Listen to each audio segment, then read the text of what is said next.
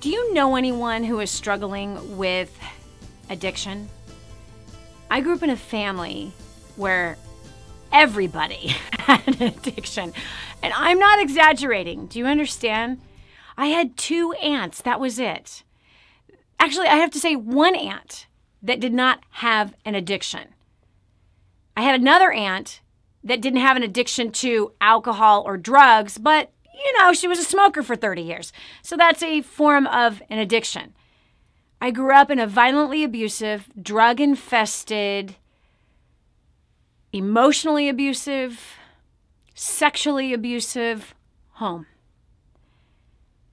I grew up believing and thinking that alcohol abuse, well, I didn't even know that it was abuse. That's just what adults do. Everybody drinks themselves until they are mad, like my grandmother who threw plates at my father's head every Sunday. I thought that as you grow up into an adult, you're supposed to smoke weed all day, every day. I grew up believing that popping pills, snorting lines, shooting things in your veins that's just how life is supposed to be. Like, that's just normal. I mean, isn't that what all my friends' parents do too? Is that really the way life's supposed to go? You see, there's a gigantic epidemic all over the globe right now. I believe it's worsening. It's increasing at rates that are crazy, especially with the opiates.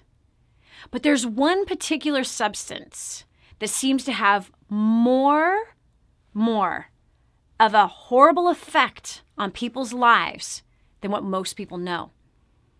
Everyone thinks that the heroin epidemic is like, that's the real problem. Like, that's a really big thing. Oh no, that one just seems to cycle itself through. But there's actually one that's easily accessible, totally acceptable, and has a bigger impact on families for generations to come. Joining me today, I am so excited to introduce you to Annie Grace, the author of the book, The Naked Mind. I got a phone call from a girlfriend recently. Actually, I was calling her to check up on her. We've been friends for 27 years.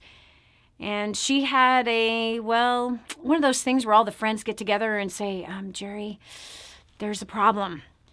And Jerry came to grips with her addiction after her mother and her father died.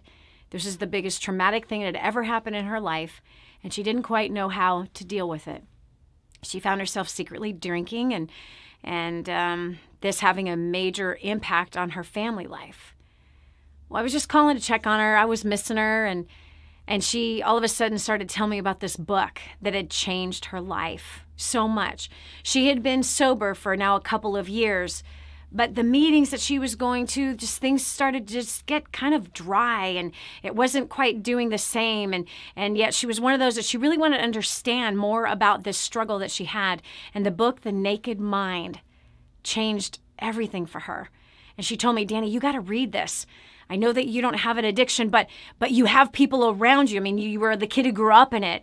There's a lot that people don't understand of it. It's so powerful. I think you'll really, really enjoy this book. She goes, at the very least, you need to order it for so-and-so. And so I did. And I ordered it and sent it off to someone that has been clean and sober for 1 year. And as that individual has taken that book, underlining pages, like sending it out to people like, you don't understand, this is like amazing. So I'm so excited because we're going to have an interesting conversation with the writer who also struggled herself with alcoholism and has been able to overcome. So Annie Grace joins us now, the author of The Naked Mind. Hello. Hi. I'm so glad you're here. Thank you so much for joining us today.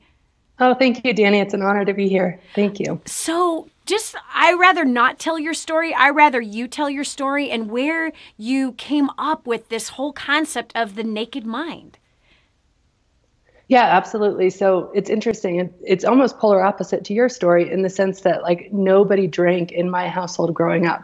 So I didn't actually have very much caution. And it wasn't until I was 26, I'd moved to Manhattan. I was the youngest vice president in a multinational company. And my boss took me aside and basically said, Annie, you're not showing up at the bar. What's going on? And I was like, well, what do you mean? He's like, it's really like the golf course these days. This is where the deals are done. This is where you pitch your ideas. This is where things happen. People get seen.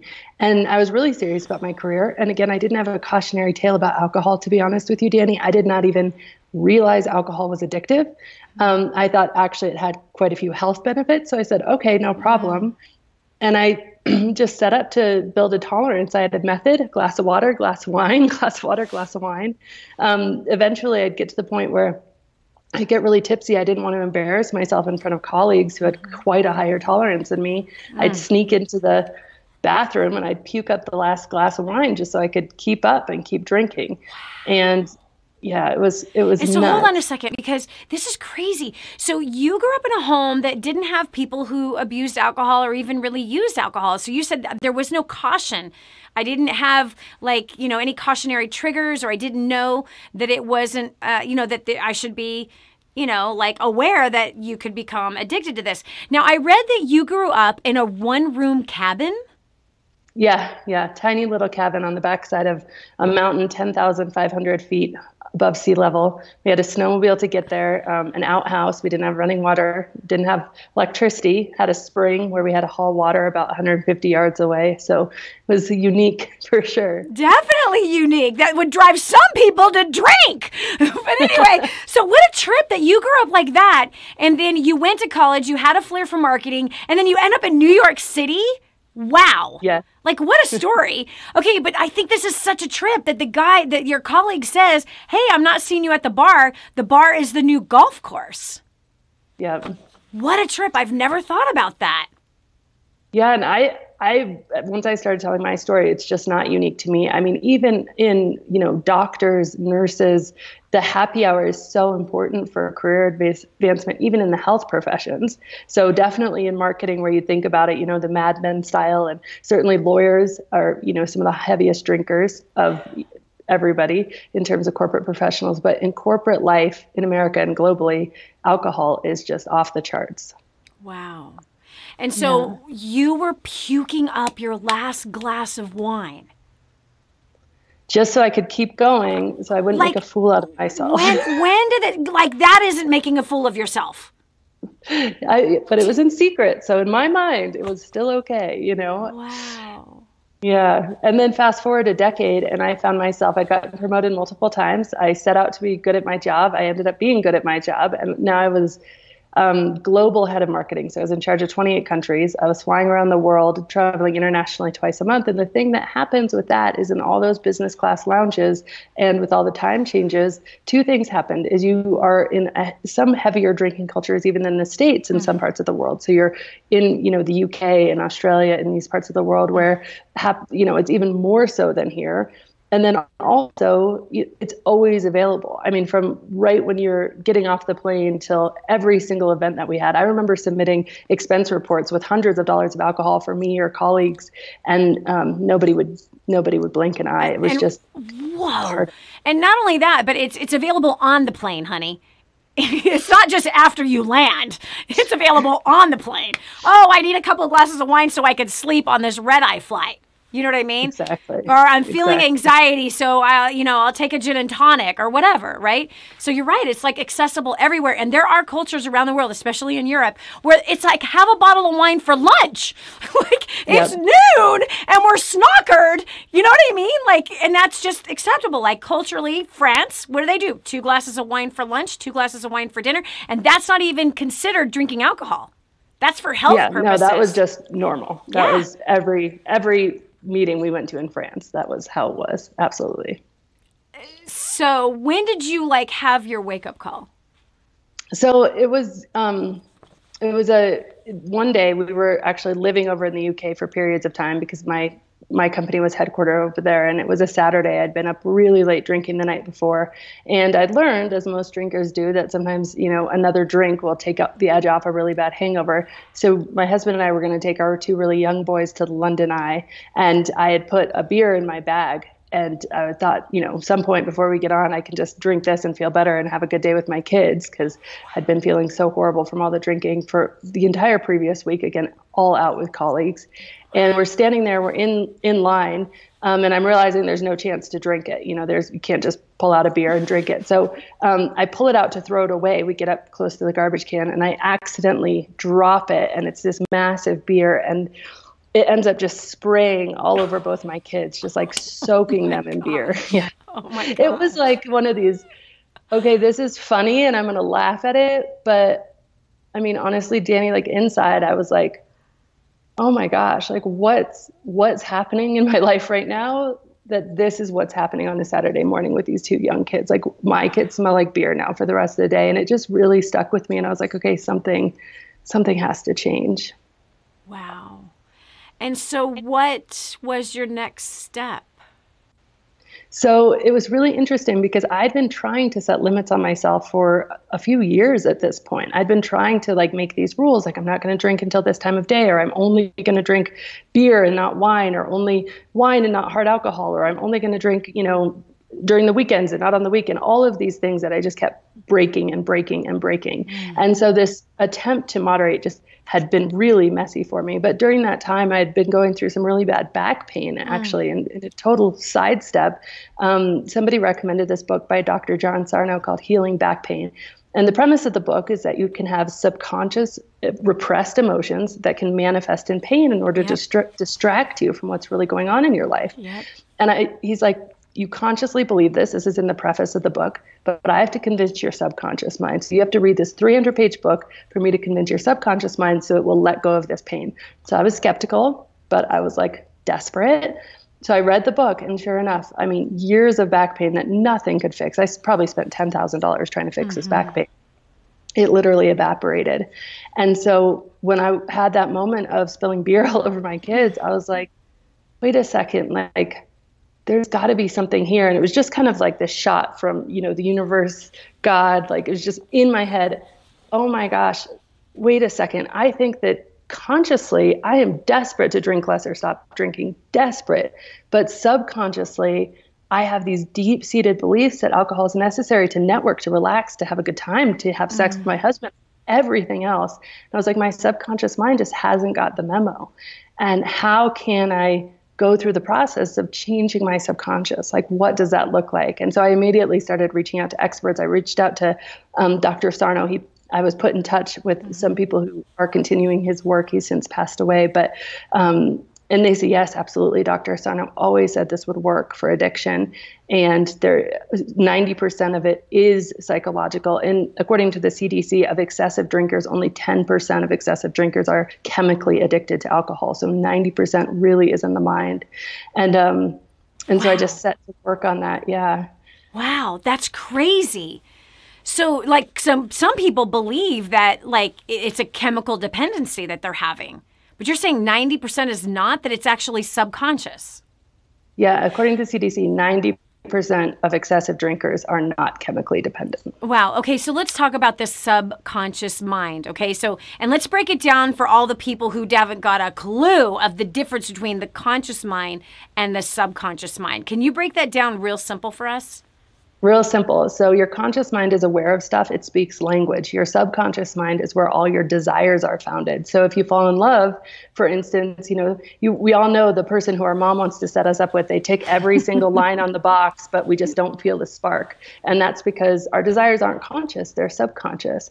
And our subconscious mind actually acts a third of a second before our conscious mind gets involved. So if someone throws a ball at you, you reach up to grab it before you even realize you're going to grab the ball. And so that really plays against you when you have these subconscious patterns and beliefs, and you actually build neuron synapses around. Okay, time out. You just gave a word that most people don't understand. I'm so sorry, honey. You got to speak Walmart to us. So let's break that down again. Okay, so the conscious mind, you said, controls language. So I'm talking to you right now from my conscious mind. Is that what you're saying? Absolutely. And so those who are watching right now are hearing from their conscious mind. Absolutely. Okay. So I'm going to get a drink of water. This is a conscious thing I'm doing right now. I'm sucking down some water. Absolutely. This is so conscious. What's happening with that water is controlled by the rest of your mind. That what do you mean by that? Absorbed.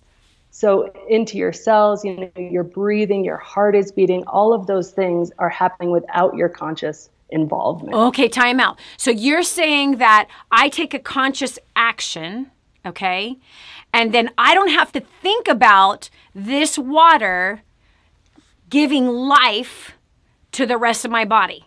I don't have to think about telling my heart to beat. Right. I don't have to think about telling the water to cleanse my liver or to cleanse my kidneys. Exactly. Telling my bladder to hold the water that's coming through my mouth, right? Right. Okay, so this all happens with the subconscious mind where it's kind of an automatic thing. Now, where does the subconscious mind come from? Where does it get developed? So I'm not sure where it comes from, but one thing that happens is basically anything that you do, your brain basically wants to take everything it can and make it habitual or subconscious as quickly as possible so that you can free up your mind to think about other things. So when you were first learning to walk, it took a lot of conscious effort, but then all of a sudden walking is totally natural. You're not consciously thinking about walking. You can drive to work and not even realize or have a single thought about where to turn, or brush your teeth and not even think about it. And those things have all become habitual or subconscious behaviors, because then how we evolve, how we learn, how we grow is we free up more of the conscious mind to work on things that we need conscious thought for, that we need like effort thought for. So as soon as the brain can take something and make it just a pattern in your mind, then it frees up more of your mind to think about other things and new things. Okay, so you mentioned driving, okay? Because we can all relate and remember the time when we were 15 and a half and it's time to get our permit, right? So in the beginning, it's like, oh my gosh, all of our feelings, all of our emotions are involved. Okay, I have it at 10 o'clock and 2 o'clock, right? I got my foot on the gas. This is the brake. God forbid if we were driving a stick shift, right? So you're saying like all of that focus, like we can all remember, I want everyone to go back to learning how to drive. Our emotions were involved. Our physical body was involved. We were studying the book to make sure we're getting it right. We're really paying attention when our dad or our mom is actually teaching us how to do it, or the videos that we had to watch, like we're like fully engaged, fully conscious, fully aware as much as we possibly could be involved in learning this new activity. But then it took less than a few months of having our driver's license before we've got the stereo blaring, right? And this day and age, texting while we are driving, God forbid, leads us to a really, really bad set of circumstances, okay? So this is the explanation of the conscious mind. It's like, first took so much effort, we did it, now we don't even think about it. Now we drive to work and we don't even remember how many lights were red, how many were green. We don't even remember taking the turns. We just found ourselves here. So are you saying that that's exactly how the addictions begin? Yes. There's a lot more to it, but yes, exactly. And one of the things about it is that when we make that like habitual or subconscious, it's often triggered without us thinking about it. We don't think a lot about our drinking until we want to do something about it or change it. And then that's often where we find ourselves a bit stuck and not understanding why. Right. Okay, so you're saying that like that initial thing, right? Because you didn't have a childhood that would have driven you into trying to hide your emotions, right? Or to cover up some guilt and shame from your past. You're simply saying that I had a great career. Somebody invited me to the bar and said, this is where we make business deals. This is where we begin negotiating. This is where we do our networking. And that very habit then created this dependency. You trained your brain for alcoholism. Absolutely. And then there's the added factor of the fact that alcohol is addictive. So in the brain, with the brain cells, it actually is chemically addictive. So there is that physical aspect as well, which just compounds it all. But every single drinker pretty much can remember, even if they have to go back to early childhood, a time where they didn't need alcohol to relax or to have a good time, or they didn't believe that they needed it, you know. And now if you ask somebody who's thinking about changing their drinking, it's terrifying because you feel like it's the only thing keeping you from a mental breakdown or the only thing keeping the joy in your life. Wow. So let's talk about the chemical dependency. They're saying 10% of the people, according to CDC, say that 10% of the population is actually chemically dependent. And so what that means is not that, because there is a physical aspect to every single drinker. There are physical stuff that happens from alcohol in the body. And I could definitely explain that if you'd like me to. Yes, please do. Go ahead. So basically, we have this neurotransmitter called dopamine, right? And dopamine we've all heard of. And dopamine basically is a learning chemical. So it teaches us to do something that feels good again so that we survive. So we release dopamine when we have sex. It's the best example. And that's because we need to procreate. And so your brain learns, okay, that thing you did, do that again. That's good for us. That's important, right? It feels really good if you really know what you're doing. Yeah, exactly. That was fun. Let's try that again. Okay. All right. That's awesome. You know what's so interesting? Hold on, because you said something really powerful also, that you said that when you were drinking, it was like, oh, I have to drink in order to have sex with my husband. And that we can all remember a time, right, before we were drinking, that we didn't need sex. We didn't need alcohol to enjoy sex, right? Right. That's amazing. Like your first kiss probably wasn't with a drink, right? And it was probably pretty memorable. That's just one of the things, right? Right. And so is that first kiss, does the first kiss release dopamine? Yeah, I mean, all sort of, even hugging releases dopamine. All things that bring us natural pleasure. You know, community releases dopamine because we need to be part of a tribe. It's how we stay safe, and it's very evolutionary. Eating things that are high in fat, you know, release dopamine because we don't want to starve. That's awesome. And obviously now we've taken that to an extreme. But yeah. So these things that release dopamine, it's our body's learning what's good for us to survive, right? Wow. How to survive. Okay, now hold on. I'm so sorry for interrupting you because again, I can just hear the questions that are happening. Dopamine. We're assuming everyone knows what that is, and I promise you, not everyone knows what it is. What is dopamine? So dopamine is just basically a chemical that your brain releases when something happens to tell you to do that thing again. It's called the learning molecule, and it feels good. So a hug, let's go through the list. So a hug releases dopamine. A kiss can release dopamine. That's if it's pleasurable. If it's a pleasurable kiss, then that releases dopamine. What are some other things that release dopamine? Because there's lots of other ways that we can be releasing dopamine instead of drinking a bottle of wine or two. Yeah, absolutely. Exercise is a huge one. Being in community, being with others, you know, good conversation. Food, good food certainly releases dopamine. Yeah. So lots of things. Pretty much everything that feels nice releases dopamine. Wow. So we could do healthy things to release dopamine. Absolutely. That could then train our brain for better healthy things. Yes, for sure. That's interesting. Okay, so like, does sugar release dopamine? Yes, at very high levels. So that's why sugar can also be addictive. Like purple Skittles? And that's the thing with anything that's really physically addictive. Like some of our refined sugars are very physically addictive. You know, not the sugar that you're going to find like pure honey or something like that, but it gets very, very physically addictive because we've refined things to make it release higher and higher levels of dopamine. And anything that is a addictive substance in general, so alcohol and anything addictive, this is one of the core things that makes it addictive, is it floods the mind with dopamine. Wow. So you never hear anyone addicted to apples. Right. Or oranges, right? We don't hear anyone addicted to vegetables, but we definitely know people who are addicted to like sugar, like refined sugar, candies, chocolates, things like that, like junk food, right? Because that does. So that junk food is designed to make us want more. It's designed to make us crave more and have more. Otherwise, we're unsettled inside.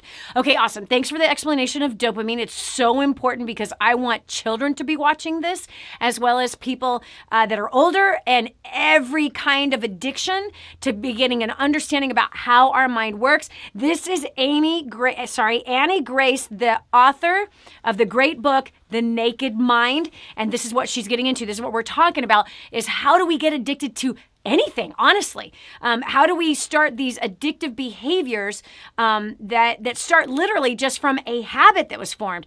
You know, one thing that could have started off as a good thing that now, wow, I just saw actually a video yesterday about a woman that was addicted to exercise. Exercises 8 hours a day. Same reason, dopamine. She likes the high, but now, I mean, this woman is rail, like she's skin and bones and is clearly not healthy. And she looks a good 25 years older than she actually is because she's taken what is a good thing and she has taken it way too far. All right, so now we know what dopamine is, right? We now know what the conscious mind and the subconscious mind is. And so the conscious mind making a decision, doing something repeatedly now becomes a habit. Now we believe that we are dependent on it, and I cannot have good sex with my spouse without this substance. I can't perform good at work without this substance. I can't meet new people and network without this substance. I can't have fun without this substance. I can't relax without this substance. I can't have a good time without this substance. So we literally train our brain to believe these things through repetition. And now with these particular substances that actually have a chemical impact on our body that now is a whole nother level that takes us to an addiction that literally can kill us. Did I make a good synopsis? Yeah. Okay, cool. That was perfect. Yeah, that was great. Cool.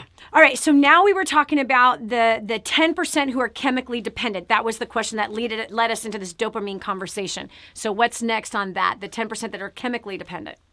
So your brain floods, and this is one aspect. There's a lot of different things happening. So I will say that this is, trying to simplify it, which is great, but there's a lot of other stuff involved. Mm-hmm. The 10%, a lot of what happens, in addition to other things, is that over time, your brain can't handle that much dopamine being constantly released. And so it will actually reduce the ability to take in dopamine. Wow. And so pleasures that all that list of things that we went through, Danny, that used to bring pleasure, don't register anymore. And you can't numb selectively. So if you're drinking to numb stress or you're drinking, to relax, you're also numbing the other things in your life. So all of a sudden, drinkers find themselves at a place where they really feel like they need a drink in order to enjoy the ball game because they've changed their brain so that they do need a drink in order to enjoy the ball game. And then at the end of the spectrum, where it goes really for the 10% chemically addicted, is you start to need a drink just to feel normal. I like to say that alcohol does pick you up, but never as far as from where it kicked you down from in the first place. So it's this, law of diminishing returns. Mm. Definitely. So the book is The Naked Mind. Annie Grace is the author. Annie, so what's the solution? How do we fix this? I have so many people in my life who have struggled greatly with alcoholism. And I also know that you noted in your book that alcoholism is actually more addictive than crack cocaine, more addicted than crystal meth. How is that possible? Like, you would never think that. You know what I'm saying? Like, you would think that, no, those are like the big drugs. You know what I'm saying? Like, those are like, oh no, my mom or my dad or my uncle or whoever, they're an alcoholic. That's like low level addiction. You know what I mean? Versus the heroin addicts are like, that's like major. Yeah. So you say it's not true. It's not necessarily that it's more addictive. It's that it's the most harmful of all substances. When you measure everything and you take into place not only the harm to the individual, but also the harm to society on two different scales. They've done these long, wide-term studies. Alcohol comes out top as the most harmful substance. And just as an example, well, in America, for instance, 88,000 people per year die from alcohol, whereas 22,000 die from all illegal drugs and 24,000 die from all prescription drugs. Can you repeat that? Hold on a second. 88,000 people a year die from alcoholism. Yes, and that's not including drunk driving. So that's just alcohol-related deaths, where you can compare that if you combine all the prescription and all the illegal drugs combined, this is including our opiate crisis, it's more than double that die from alcohol. Why do you think that is? I think it's because it's so widely accepted. I mean, can you imagine if you turn on the Super Bowl and there was some commercials for people smoking a joint or snorting cocaine? Like, we just wouldn't see that. And, back to the subconscious, you're only consciously aware of some information because you weed it out consciously, but your subconscious mind is absorbing infinitely more information. So we don't think that things work on us, like seeing our parents drink our entire lives, you can't watch a football game without seeing probably 10 or 20 alcohol related commercials, going and seeing people, colleagues after work, we see it and we're inundated by it. So it's socially accepted status is like no other addictive substance that's ever been on our planet before. My gosh, this is crazy. 88,000 deaths every year, not including drunk driving deaths. That's crazy. And then that is over double what all illegal drugs and prescription drugs combined, those deaths that are caused by that. That's nuts. Like, we would never think that. And I totally agree with you. Like, we are programmed to drink. We're programmed for it. The marketers have done a great job marketing. Okay, so how do people get a hold of your book, The Naked Mind? It's on Amazon. And just as a note on the marketers, it is the single largest ad spend category. What? Come back to me. What? The single, because you come from marketing, you come from corporate marketing. The single largest ad spend in the country is for alcohol? Yes, ma'am. I am mad. Wow. I want to punch somebody. Like, that is wrong. Why and right now, that? It's really heavily targeted at women. They have identified as an industry that women have been underserved historically in terms of buying alcohol. And so things like Mommy's Juice is a brand of wine, Mommy's Time Out, all of these fruity drinks that are coming out, all of these flavor vodkas, a huge amount of that ad spend is very specifically targeted at women. And women drinking is just increasing astronomically. I'm going to confirm just on a very small level. This is hilarious. I was in a doctor's office. It was a new intake type thing. And the woman asked the question, okay, so how much alcohol do you consume on a weekly basis? And I was like, she says, so she gives me the options. You know what the options are, right? From the doctor, right? Is it occasionally? Is it socially? Is it daily? Right? And so they tell you, like, how many drinks per week, right? So, I have 1 glass of wine on Friday night, and I have 2, sometimes 2.5 on Saturday night on a date with my husband, right? And that's kind of how it goes. Sometimes there's nothing. Every once in a while there might be, a third drink in there somewhere. Sometimes, right? So it depends on the week or whatever. So anyway, so I said, does anyone ever say every day? I asked her, like, does anyone, you know what I mean? It's like every day. Does anyone ever answer that question honestly? And this was her answer. She goes, oh yeah, women, largely women. I'm like, really?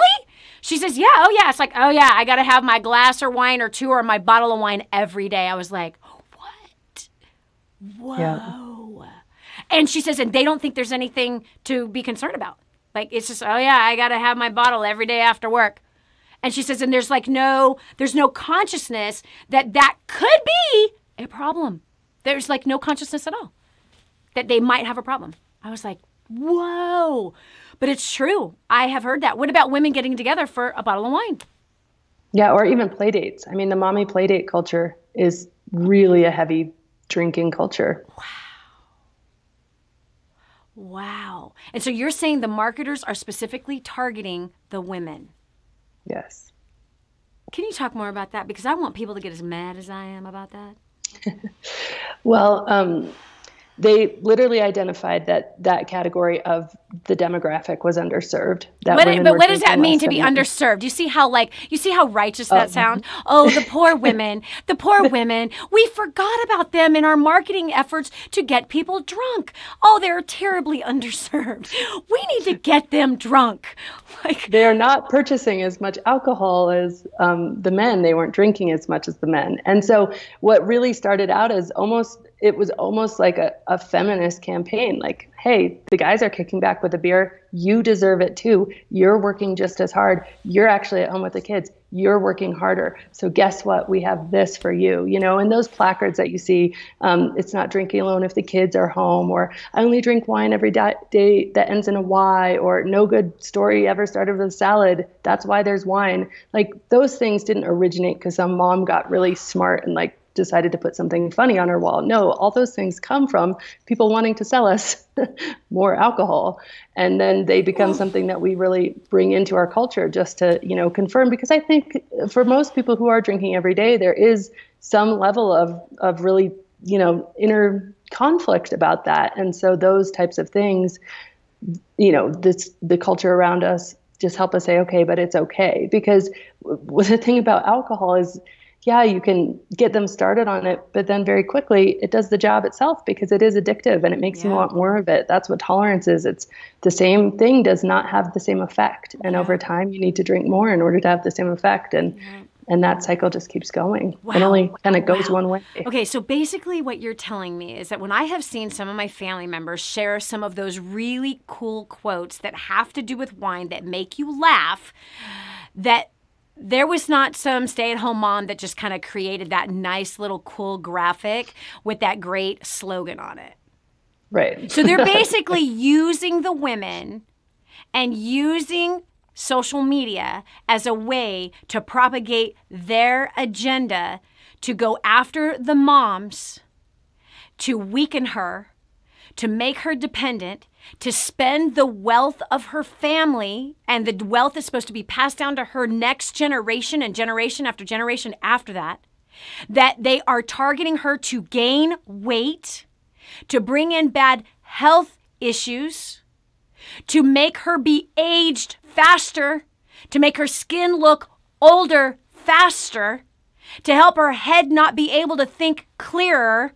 They are specifically targeting that mom through that sweet, funny, cute little campaign that my cousin shares. Yeah. So we're being used as mules to break up our families, to teach our children to be drunks, to use alcohol as an excuse. This makes me mad.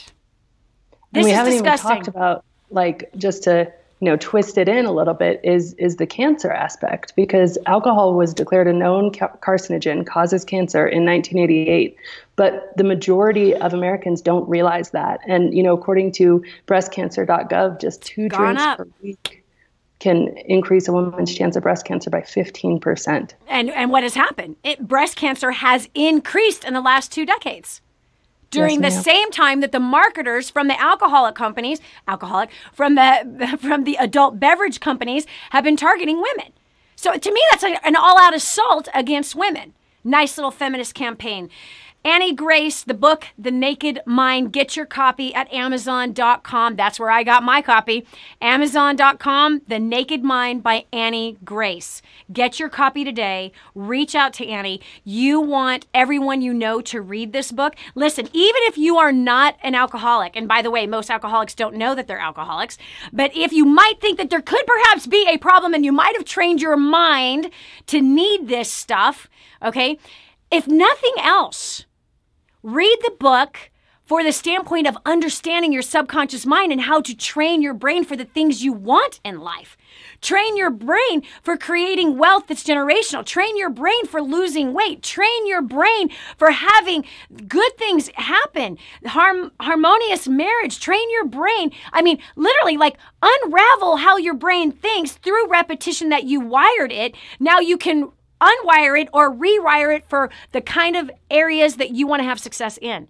You don't want to be owned by anybody. You can rewire your brain, your subconscious mind, to be debt-free, to not be a slave to the lender anymore, which, by the way, that you have trained your brain to be a slave to the lender as well. Do you understand that? Debt used to be unacceptable. They have marketed to us that it is acceptable, and now people just accept it, and now they're in bondage to it, just like people are in bondage to alcoholism or the opiate epidemic that's happening around the country. So, if nothing else, If nothing else, okay? Because I know most alcoholics don't know that they are one. They don't know that they're addicted. Hopefully this conversation, if you are, kind of made you go, I wonder if I should do something about this. But if nothing else, if I cannot get you to get that book for alcohol reasons, get the book for the same reason I got the book. Learn how your brain works. Learn how, through repetition, you can rewire that mind. You can reposition yourself to become all that you were designed to be. All.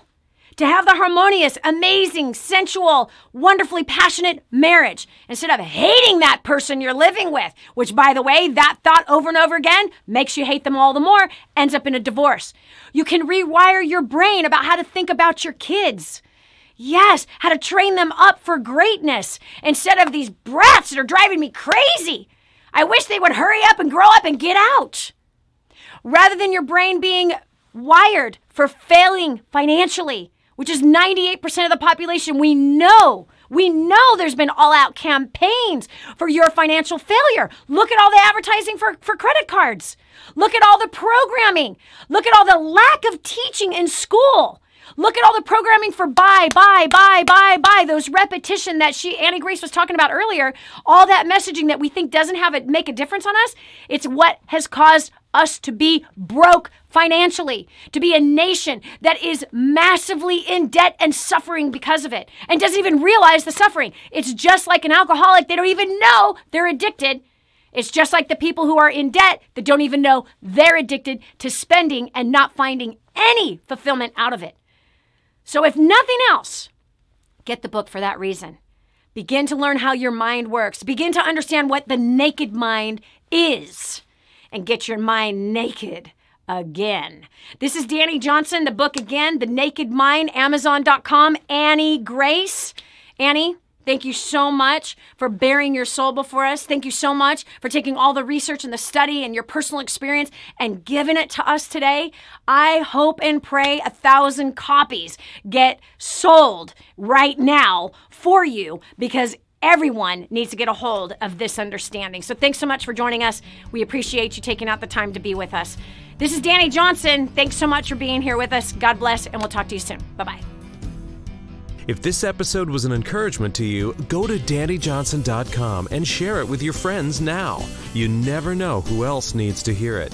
This has been The Danny Johnson Show. Join us every weekday at 7 a.m. for more insights that will help you get to the life you've always wanted.